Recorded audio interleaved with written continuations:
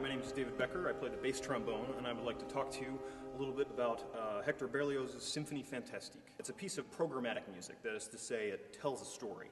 And this story is quite bizarre.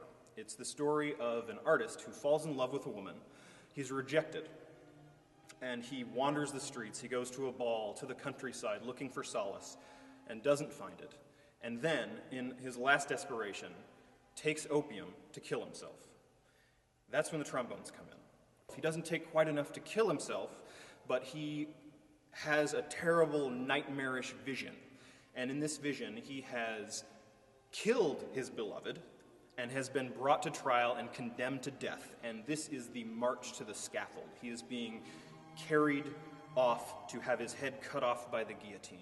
Something that adds the level of surrealness and terror is the part that I play, and something that would never be played again for another 50 years in music, or these extreme low notes. And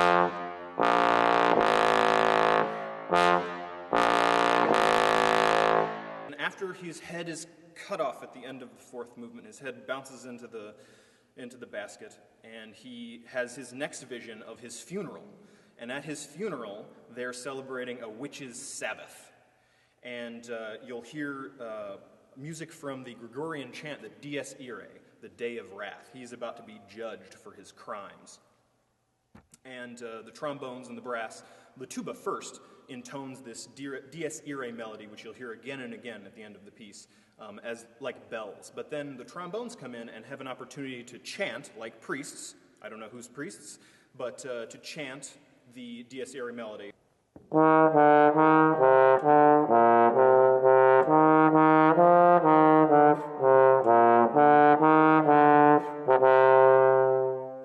That the end comes around, there is a million different things happening in the orchestra, and the trombones really get to come in with that savage, orgiastic, terrible wildness at the end.